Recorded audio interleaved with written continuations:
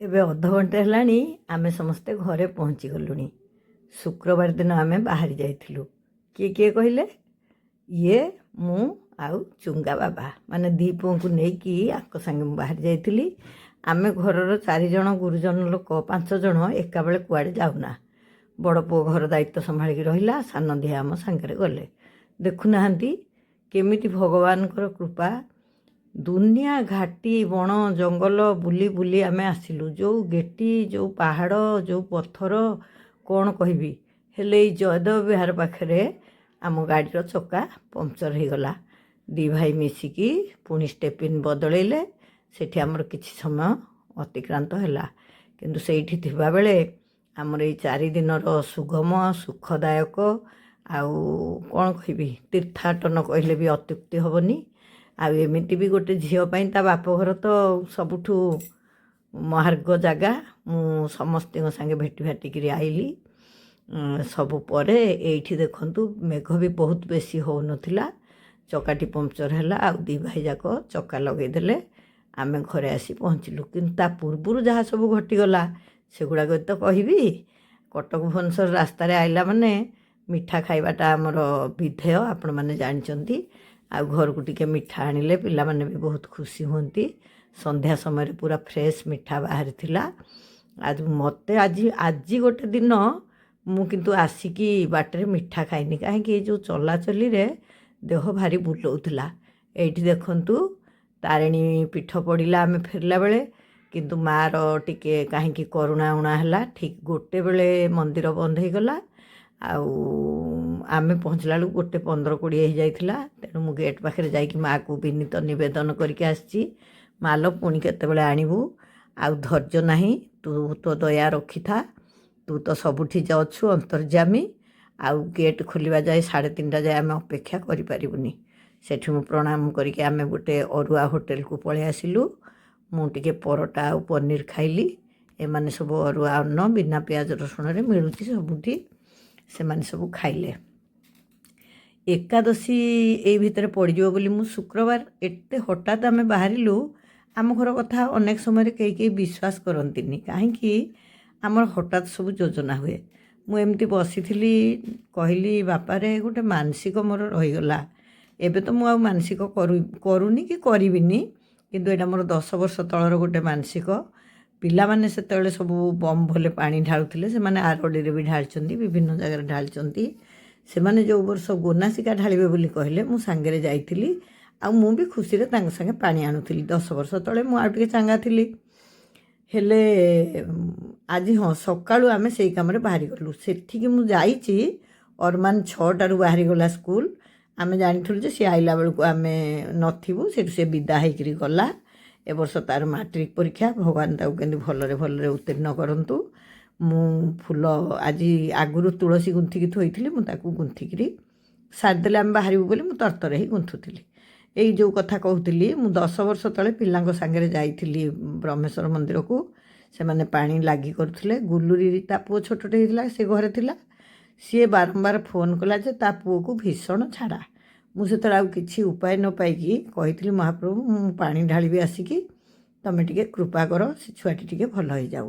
ସେ ତ ଭଗବାନଙ୍କ ଦୟାରୁ ଭଲ ହେଇଗଲା। ମୁଁ ଯିବି ଯିବି ଯିବି ଯିବି ହେଇକି ଗୋଟାକ ପରେ ଗୋଟାଏ ଜଞ୍ଜାଳ ହେଇକି 10 ବର୍ଷ ବିତିଗଲା।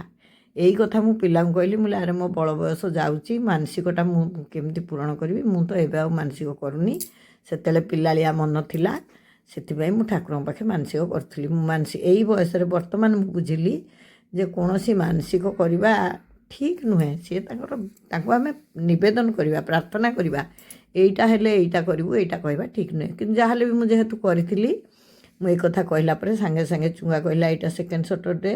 ବାବା ବି କହିଲା ହଁ ମୁଁ ନେଇଯାଇପାରିବି। ଇଏ ବି ଖୁସିରେ କହିଲେ ହଁ ଚାଲ ଏଇ କାମଟା ସାରିଦେବା। ଆମେ ସକାଳୁ ସକାଳୁ ଆମେ ରହିଥିଲୁ ମୋ ଭାଇ ଘରେ, ଯେଉଁ ଘରଟା ସେ ମୋ ନାଁରେ କରିଛି।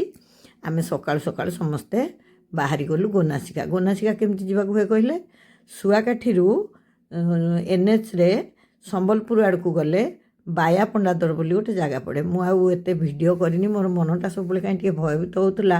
ପାହାଡ଼ରୁ ଓହ୍ଲାଇବାକୁ ପଡ଼ିବ ତ, କାଳେ ମୋ ଆଣ୍ଠୁ ଫାଣ୍ଠୁ କ'ଣ ହେବ ବୋଲି ମୁଁ କ୍ୟାପ୍ ଘରିକା ବି ସବୁ ନେଇଥିଲି, ଆଉ ଭିତରୁ ଟିକେ ଭୟ କରୁଥିଲି। କାଳେ କହିହେବନି ମଣିଷ ଶରୀର, କିନ୍ତୁ ଯାହା ହଉ ଭଗବାନଙ୍କର ଅପାର କରୁଣା ବହୁତ ସଫଳତାର ସହିତ ମୁଁ ସେ କାମଟା କଲି। ଗଲାବେଳେ ମୁଁ ଏତେ ଭିଡ଼ିଓ ସେଥିପାଇଁ କରିନଥିଲି।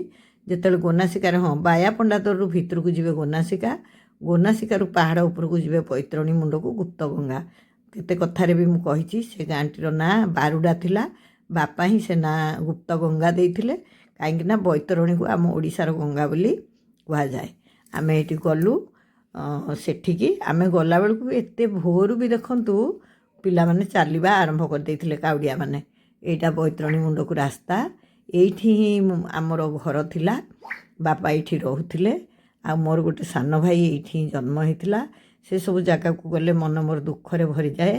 ମୁଁ ଆଗରୁ କେବେ ଥରେ କହିଛି ମୁଁ ଖୋଜିବି, ସମୟ ସାଙ୍ଗରେ ମୋର ଫଟୋ ଅଛି, କିନ୍ତୁ କେଉଁଠି ଅଛି ମୁଁ ଖୋଜିବି। ସମୟର ମୃତ୍ୟୁ ହୋଇଯାଇଛି ବୋଲି ମୁଁ ଶୁଣିଲି। ସେଇ ଗୋଟିକ ମୋର ଏଇ ଯାତ୍ରାରେ ସବୁଠୁ ବଡ଼ ଦୁଃଖ ଥିଲା। ଦେଖନ୍ତୁ କେତେ କାଉଡ଼ିଆ, କେତେ ଛୋଟ ପିଲା ସବୁ ଯାଇକି ପାଣି ଭାର ଆଣୁଥିଲେ। ଆମେ ଯାଇ ଗୋନାସିକାରେ ପହଞ୍ଚିଗଲୁ, ଯେଉଁଟା ଏଠି ଦେଖନ୍ତୁ ବି ବ୍ରାକେଟ୍ରେ ବି ଗୁପ୍ତଗଙ୍ଗା ଲେଖା ହେଇଛି। ଆମେ ଘରୁ ନୂଆ ଲୁଗାପଟା ପିନ୍ଧିକି ଯାଇଥିଲୁ ପ୍ରଥା ଅନୁସାରେ, ଚୁଙ୍ଗା ଆଉ ମୁଁ। ଆଉ ଏବେ ଆମର ଯେଉଁ ଆଧ୍ୟାତ୍ମିକ କାର୍ଯ୍ୟକ୍ରମ, ଦୋକାନ ବଜାର ସବୁ ହେଇଛି। ଏବେ ତ ଏଇଟା କୋଟି କୋଟି ଟଙ୍କାର ବ୍ୟବସାୟ ବି ହେଲାଣି। ଯାହା ବି ହେଉ, କିଏ କ'ଣ ମନୋଭାବ ନେଇ କରୁଛି, ମୁଁ ତ କିନ୍ତୁ 10 ବର୍ଷ ତଳର ମାନସିକତାକୁ ନେଇକି ଏଇଟା କରିଥିଲି, ଆଉ ଏଇଟା ପୂରଣ କରିବା ପାଇଁ ବାହାରିଲି। ହେଲେ ମୋ ମନ ଭିତରେ ରହିଲା ଏଇ ଯେଉଁ ସୁନ୍ଦର ପରିବେଶକୁ ସୁରକ୍ଷା ପାଇଁ ହିଁ ଏଇ ଯାତ୍ରାଟା ହେବା ଦରକାର।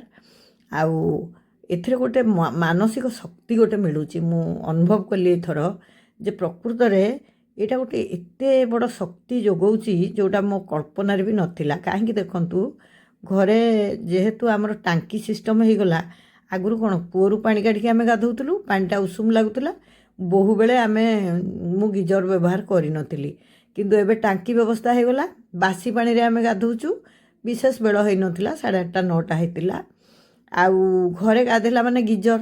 କିନ୍ତୁ ଦେଖନ୍ତୁ ସେ ପାଣି ଏତେ କାଲୁଆ, ଯେତେବେଳେ ମୁଁ ଭାବିଲି ଗାଧେଇଲା ବେଳେ ମୋତେ କେମିତି ଲାଗିବ, ମୁଁ ଭାବିନଥିଲି। ସେ ପାଣି ମୋ ଉପରେ ଯେତେ ପଡ଼ୁଥିଲା ମୋତେ ସେତେ ଭଲ ଲାଗୁଥିଲା। ଶେଷକୁ ମୋତେ ପିଲାଙ୍କଠୁ ଗାଳି ବି ଖାଇବାକୁ ପଡ଼ିଲା, ବହୁତ ଏତେ କ'ଣ ଗାଧଉଛୁ। ମୁଁ ଆରେ ବାପା ଭଲ ତ ଲାଗୁଛି, ମୋତେ ଲାଗୁଛି ଯେମିତି ଆହୁରି ଗାଧେଇବି। କେତେ ପାହାଡ଼ର ଚେର ମୂଳି ଧରିକି ସେ ପାଣି ଆସିଛି, ସେଇଥିପାଇଁ କି କ'ଣ ଯାହା ବି ହେଉ, ମୋ ସ୍ୱର ବି ତ ବର୍ତ୍ତମାନ ଆପଣମାନେ ଶୁଣିପାରୁଛନ୍ତି। ମୁଁ ଘରକୁ ଆସିକି ଏବେ ଡବିଂ କରୁଛି। ଏତେ ଗାଧେଇଲି। ଆଉ ଯେଉଁମାନେ ବୋଲବମ୍ରେ ତ ବହୁତ ଯାଉଛନ୍ତି ଜାଣିଥିବେ, ଏଇଟା ସମ୍ପୂର୍ଣ୍ଣ ଓଦା ହେଇକି ହିଁ ଆମକୁ ଭାରଟା ପାଣିଟା ନେବାକୁ ପଡ଼େ। ଆଉ ବାଟରେ ଯଦି କିଛି ପରିସ୍ରା ଗଲେ କି ଛେପ ପକାଇଲେ ପୁଣି ଗାଧେଇବାକୁ ପଡ଼େ। କିନ୍ତୁ ଏଇ ବାଟଟା ବହୁତ କମ୍, 3 କିଲୋମିଟର 3.5 କିଲୋମିଟର ହେବ ବୋଧେ। ହେଲେ ଯେଉଁଠୁ ଉତ୍ପତ୍ତି ହେଇଛି ସେଇଟା ପାହାଡ଼ଟା, ଯେଉଁଠି ବ୍ରହ୍ମେଶ୍ୱରଙ୍କ ମନ୍ଦିର, ସେଇଟାକୁ ଖସିକି ଆସିବାକୁ ପଡ଼ିବ, ଗଡ଼ାଣିଟା। ମୋତେ କାହିଁକି ଜାଣି ଉଠାଣି ଚଢ଼ିବାକୁ ପଛେ ଭୟ ଲାଗେନି, ଗଡ଼ାଣି ଗଡ଼ିବାକୁ ଭାରି ଭୟ ଲାଗେ। ମୋ ମନରେ ଭାରି ଭୟ ଥିଲା, କିନ୍ତୁ ବହୁତ ସୁରୁଖୁରୁରେ ଆଇଲୁ। ଆମେ ସବୁ ଥଟ୍ଟା ମଜା ହେଲୁ। ଚୁଙ୍ଗାର ମୋର ହେଲୁ କାଉଡ଼ିବାଲା, ବାବାଇ ହେଲା ଡ୍ରାଇଭର, ଉଗେର ଫଟୋଗ୍ରାଫର, ଆଉ ଇଏ ହେଲେ ମାରୁଆଡ଼ି। ସବୁ ଆମର ଖର୍ଚ୍ଚପତ୍ର କେମିତି ଆମେ ସୁବିଧାରେ ଯିବୁ ଆସିବୁ ଏସବୁ ବନ୍ଦୋବସ୍ତ ସିଏ କରୁଥିଲେ। ଆଉ ମୋ ସାନ ଭାଇ ସିଏ ସବୁର ବ୍ୟବସ୍ଥା କରୁଥିଲା। ସିଏ ବି ଆସିଲା ପୁଣି ତା'ର ଦୈନନ୍ଦିନ କାର୍ଯ୍ୟକ୍ରମ, ତା ଝିଅକୁ ସ୍କୁଲରେ ଛାଡ଼ାଛଡ଼ି କରିକି, ତା'ର ଯାହା ବିଧି ବ୍ୟବସ୍ଥା ଘରର କରିକି ସିଏ ବି ଆସି ଠିକ୍ ବେଳରେ ପହଞ୍ଚି ଯାଇଥିଲା। ଆମେ ଗଲୁ ପାଣି ତୋଳିବାକୁ ସମ୍ପୂର୍ଣ୍ଣ ଓଦା ହେଇକି। କିନ୍ତୁ ଏଇଟା ବି ବା କହିଲି, ଏଇଟା ଭଗବାନ କହିଲେ ତ ମୁଁ ସବୁବେଳେ କହି ଆସିଛି, ଭଗବାନ ହିଁ ପ୍ରକୃତି, ବା ପ୍ରକୃତି ହିଁ ଭଗବାନ, ବା ଆଧ୍ୟାତ୍ମିକବାଦୀ ସବୁବେଳେ ପ୍ରକୃତି ପ୍ରେମୀ। ତେଣୁ ଏଇଠି ଆମେ ଏଠି ଧାଡ଼ିରେ ଅଧଘଣ୍ଟାରୁ ଅଧିକ ଠିଆ ହେଲୁ। ଯେଉଁ ଗୋରୁ ନାକରୁ ପୁରା ପାଣି ପଡ଼ୁଛି, ସେଠୁ ଆମେ ପାଣି ଆଣିକି ଆସିଲୁ। ପାଣି ଆଣିକି ଆସିଲା ପରେ ପୁଣି ଥରେ ପୂଜା ହେଲା। ସେ ପାଣିରେ ବିଭିନ୍ନ ପୂଜା ସାମଗ୍ରୀ ପଡ଼ିଲା। ଆମେ ପୁଣି ଓଦା ହେଇକି ପାଣି ଭାର ଧରିକି ଆସିଲୁ। କିନ୍ତୁ ଦେଖନ୍ତୁ, କୌଣସି ପ୍ରକାର ଅସୁସ୍ଥ ମୋତେ ଲାଗୁନାହିଁ। ଏଇଟା ଭଗବତ କୃପା, ବା ଏଇ ଯେଉଁ ପରିବେଶ, ପ୍ରଚୁର ଅମ୍ଳଜାନ ସେଠି ମିଳୁଥିଲା। ଆଉ ଯେଉଁ ପାଣିରେ ଗାଧେଇଲି, ମୁଁ ଭାବିଲି ସେ ପାଣିରେ ବି ଗୋଟେ ଔଷଧୀୟ ଗୁଣ ଥିଲା। ନହେଲେ ସତରେ ମୁଁ ଘରେ ବି ଥଣ୍ଡା ପାଣିରେ ଗାଧଉନି।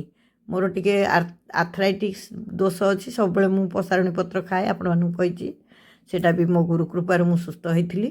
ଆଉ ମୋତେ ଆଶ୍ଚର୍ଯ୍ୟ ଲାଗିଲା ଯେ ମୋ ଦେହ କିଛି ହେଇନି।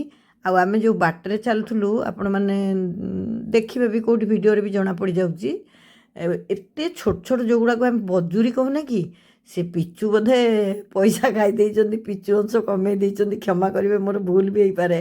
ମାନେ ବାଟରେ ପିଚୁ ନାହିଁ, ନାଁଟା ପିଚୁ ସଡ଼କ କିନ୍ତୁ ଖାଲି ବଜୁରି। ସେଠି କ'ଣ ସବୁ ଡାକ ଦେଉଥାନ୍ତି, ଟିକ୍ ଟିକ୍ ଗୋଡ଼ି ଗୋଡ଼ି ପାର କରେଗା, ଭୋଲେ ବାବା ପାର କରେଗା।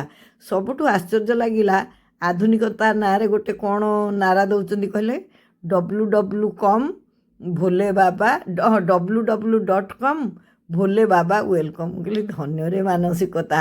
ସେ ଯାହା ବି ହେଉ, ଏତେ ଛୋଟ ଛୋଟ ପିଲା, ଗୋଟେ ମନର ଦୃଢ଼ତା, ଗୋଟେ ବିଶ୍ୱାସ, ଆଉ ଗୋଟେ ପ୍ରକୃତି ପ୍ରତି ଭଲ ପାଇବା, ଏଇ ସବୁ ମିଶିକି ମୋତେ ଏଥରର ଏଇ ଯେଉଁ ଯାତ୍ରାଟା ବହୁତ ଖୁସି ଲାଗିଲା।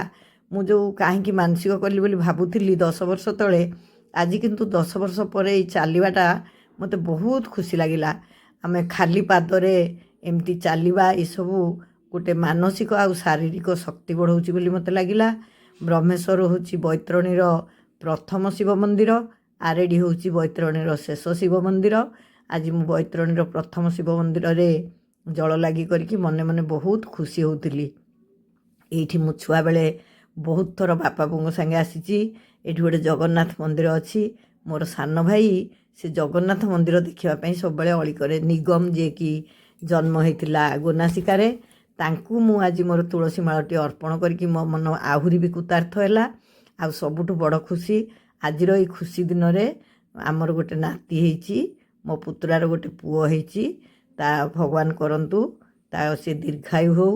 ଆଉ ଆମକୁ ଯେଉଁ ଖୁସିଟା ଭଗବାନ ଦେଇଛନ୍ତି, ସେ ଖୁସି ଆମ ସାରା ପରିବାରରେ ଖେଳି ଯାଉ।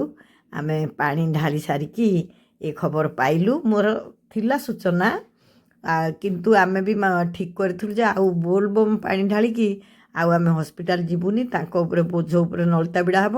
ତେଣୁ ମୁଁ ଆଜି ଘରକୁ ଫେରି ଆସିଛି। ଖୁବ୍ ଶୀଘ୍ର ଯାଇକି ତାକୁ ଦେଖି ଆସିବି। ନାତି ଭଳିଆ ଜିନିଷ ନ ଦେଖିଲେ ମନ କେତେ ହେଲେ ବୁଝିବନି। ଆଉ ପାଣି ଢାଳିକି ମୁଁ ଆଜି ଯେଉଁ ଅପାର ଆନନ୍ଦ ଲାଭ କଲି, ମୋ ଶୈଶବର ଯେଉଁ ସ୍ମୃତି ସବୁ ଗୋଟେଇଲି, ତାକୁ ସବୁ କହିବା ପାଇଁ ମୋ ପାଖରେ ଭାଷା ନାହିଁ।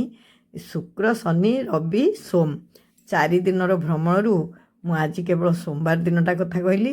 ହଁ, ଏଇଟା ଗୋଟେ ଚମ୍ପା ଗଛ ଦେଖନ୍ତୁ, ଯେଉଁଟାକୁ ଆମର ସ୍ୱର୍ଣ୍ଣ ଚମ୍ପା କହୁଛନ୍ତି। ମୁଁ ପିଲାଦିନୁ ଦେଖୁଛି ଏଇ ଗଛ ଏଡ଼ିକି।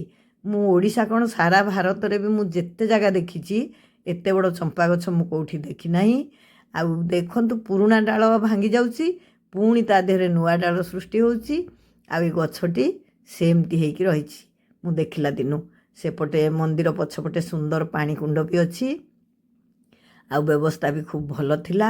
ସୁନ୍ଦର ଭାବରେ ଆମେ ସବୁ ପାଣି ଢାଳିଲୁ, କୌଣସି ପ୍ରକାର ବିଶୃଙ୍ଖଳା ନାହିଁ, ଶାନ୍ତ ଶୀତଳ ପରିବେଶ। ବହୁତ ବେଶୀ ବି ସେମିତି ଆମେ ନଥିଲେ କେହି।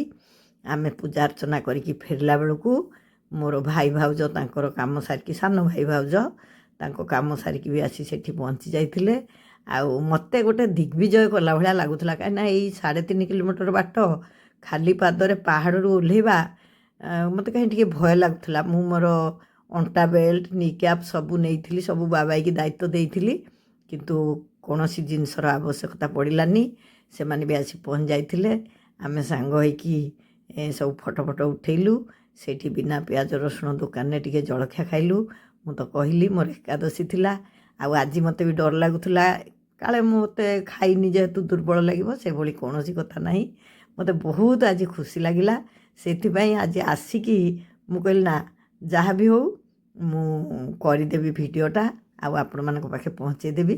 ସେମାନେ ତାଙ୍କ ଗାଡ଼ିରେ ବାହାରି ଗଲେ, ଆମେ ଆମ ଗାଡ଼ିରେ ବାହାରି ଆସିଲୁ। ସେମାନେ ଆମକୁ କେଉଁଝର ରାସ୍ତା ଧରେଇ ଦେଇଗଲେ। ଏଇ ଯେଉଁ ବାଟରେ ପ୍ରବଳ ବର୍ଷା ହେଲା, ବହୁତ ତ ଭଲ ଲାଗିଲା, କିନ୍ତୁ ସେଇଠି ଯେଉଁ ଟିକେ ସ୍ଲୋରେ ଗାଡ଼ି ଚଲେଇବାକୁ ପଡ଼ିଲା, ମାଆଙ୍କ ଦର୍ଶନ ପାଇପାରିଲିନି। କିନ୍ତୁ ମା ଅପାର କରୁଣା ଦେଇକି ଆମକୁ ଆଣିକି ଭଲରେ ଘରେ ପହଞ୍ଚେଇଲେ। ମୁଁ ମୁଣ୍ଡ ଫୁଣ୍ଡ ପୋଛିକି ବାଟରେ ଆସିଲା ବେଳେ ଯେଉଁ ବର୍ଷା ଦେଖିଲି, ମନେ ମନେ ଭାବୁଥିଲି ଯଦି ଘରକୁ ଫେରୁଥାନ୍ତି ପାଖକୁ, ମୁଁ ଏ ବର୍ଷାରେ ଆଜି ନିଶ୍ଚୟ ଭିଜିଥାନ୍ତି। ଗାଳି ଖାଏ ପଛକେ ଭିଜିଥାନ୍ତି, କିନ୍ତୁ ଆଗରୁ ଯେ ଏତେ ଭିଜି ଯାଇଛି, ସେଥିପାଇଁ ସେ ପ୍ରଶ୍ନ ଉଠେଇବାର ବି ନଥିଲା, ସେଇଟା ବି ଠିକ୍ ହେଇନଥାନ୍ତା। ବହୁତ ଖୁସିରେ ଆମେ ଆସିଲୁ। ପୁଣି ଆମେ ବାଟରେ ଫଟୋ ଦେଖା ଦେଖି ହେଉଥିଲୁ, ଆଉ ଏଇ ଦିନଟିକୁ ମନେ ପକାଉଥିଲୁ। ପ୍ରଭୁ ଜଗନ୍ନାଥ ସମସ୍ତଙ୍କ ପାଇଁ କରୁଣାମୟ ହୁଅନ୍ତୁ। ଆଉ ଆଶୁତୋଷ ମହାଦେବ, ତାଙ୍କର କୃପା ଆମ ଉପରେ ସବୁବେଳେ ବର୍ଷ